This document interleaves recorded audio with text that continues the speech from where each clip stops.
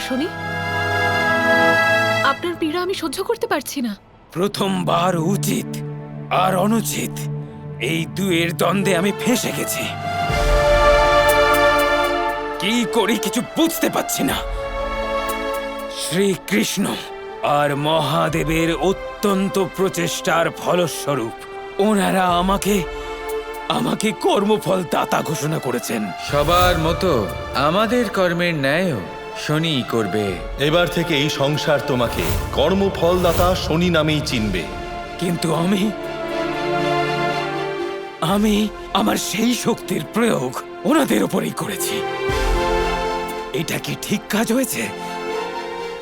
একদিকে মহাদেব আমার আরাধ্য, নির্দোষ হওয়া সত্ত্বেও আমি ওনাকে শাস্তি দিয়েছি।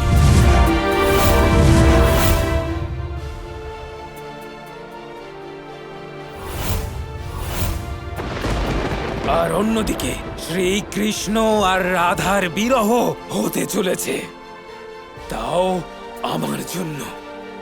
আমি রাধা আর কৃষ্ণের সম্পর্ক বিচ্ছেদ করে দেব। এটাও কি উচিত হবে? ভ্রাতা শনি, আমি আপনাকে আগেই সতর্ক করেছিলাম যে শ্রীকৃষ্ণকে শাস্তি দেবেন না। শ্রীকৃষ্ণ কখনো কারোর সাথে অন্যায় করতে পারেন না। উনি আমার সাথেও কোনো অন্যায় করেননি। আমারই নিজের রূপ নিয়ে অহংকার হয়ে গেছিল। আমি শ্রীকৃষ্ণের সাথে আবেগের বশে বিবাহ করি। আমি আপনার সাথে বিয়ে করার জন্য এখানে থেকে যেতে পারি, আর আপনার বিরহে শুষ্কও হতে পারি। কৃষ্ণ আর দেবী যমুনার বিবাহ হবে, কিন্তু আমি আপনাকে সতর্ক করতে চাই, ভবিষ্যতে এমন সময় আসবে আপনি বুঝবেন যে আপনি যা করছেন তা ভুল করছেন।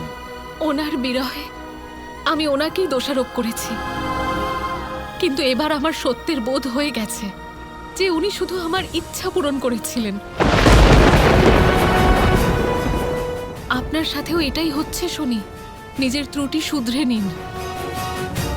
আমি এক মুহূর্তে অনেক মুহূর্ত যাপন করি। আমার কাজের পরিণাম অনেক বছর পরে বোঝা যায়।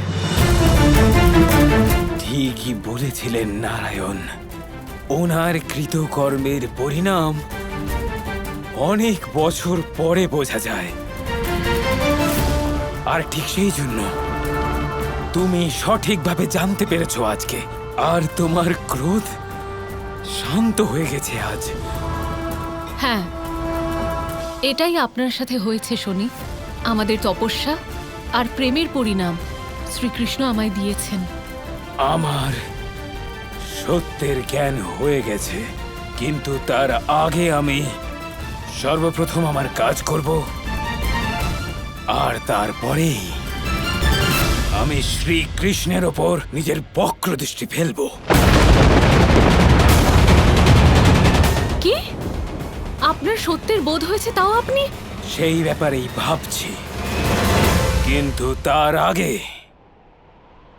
আমায় মহাদেবকে দেওয়া প্রতিশ্রুতি পূর্ণ করতে হবে।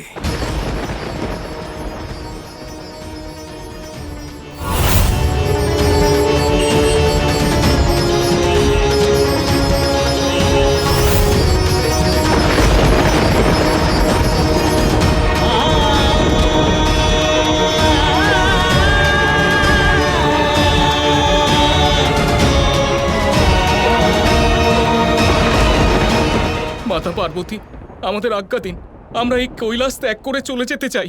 আরে গণপ্রেত, আপনাদের সবাইকে ছাড়া কৈলাস তো শূন্য হয়ে যাবে। কিন্তু আপনারা সবাই এখান থেকে কেন যেতে চান? মা, আমাদের এটা ভ্রম ছিল। মহাদেব শুধুমাত্র আমাদের সবাইকে অধিক ভালোবাসেন, কিন্তু আজ যেটা জানতে পারলাম যে উনি আমাদের না, বরং শ্রীকৃষ্ণকেই সর্বাধিক ভালোবাসেন। আপনি দেখুন না, শ্রীকৃষ্ণের জন্য উনি কি না কি করছেন। না না, এরকম কোনো ব্যাপার না। আমার কথা বোঝার প্রয়াস করুন।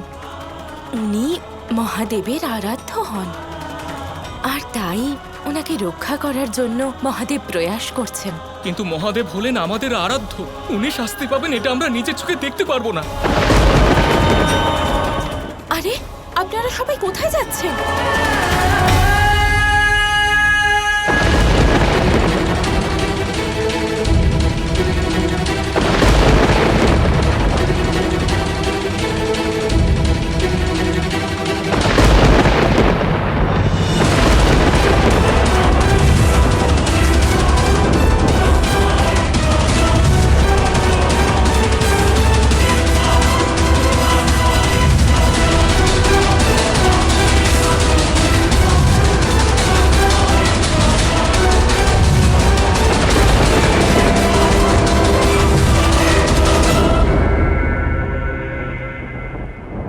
বাবা!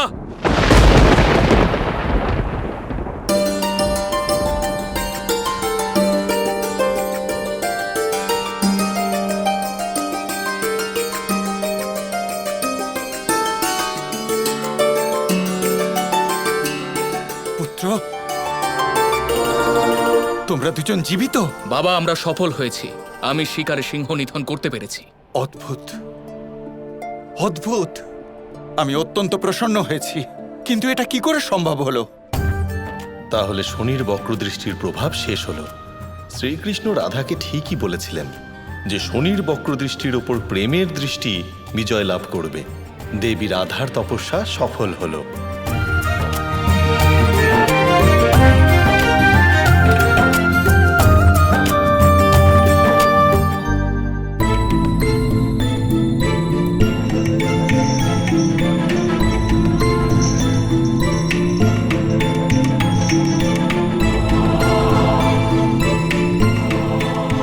আমার অন্যায় হয়ে গেছে তপস্বী, আমায় ক্ষমা করে দিন। আমি ভ্রমিত হয়েছিলাম, কিন্তু এখন আমার পুত্র সাফল্যের সঙ্গে শিকার থেকে ফিরে এসেছে। এসব কিছু আপনার আশীর্বাদেই হয়েছে। আরে রাজন, ত্রুটি তো সবারই হতে পারে, ক্ষমা চাইবার কোনো প্রয়োজন নেই। গুরুত্বপূর্ণ বিষয় তো এটাই যে সময় থাকতে সত্যটা সবার সামনে চলে এসেছে। কারণ যদি আর একটু দেরি হয়ে যেত, তাহলে এই দরিদ্র ব্রাহ্মণ তো ধড়বিহীন হয়ে যেত। কি শুনি, ঠিক বলছি তো?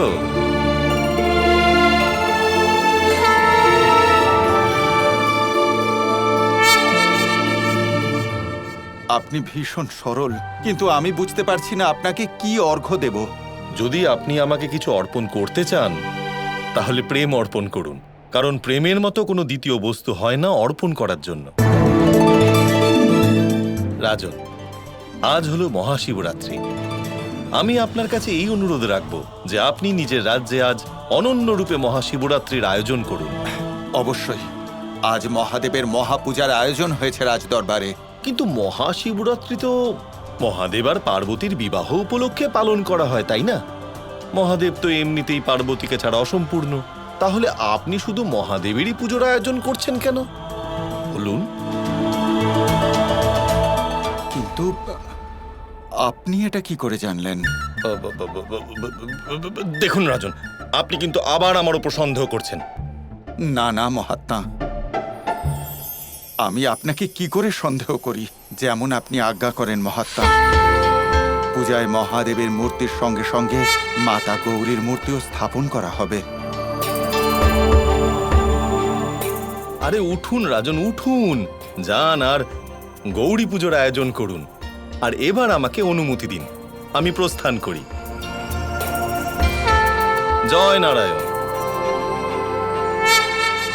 মহাদেব শনিদেবের বক্রদৃষ্টি থেকে মুক্ত হয়ে গেছে।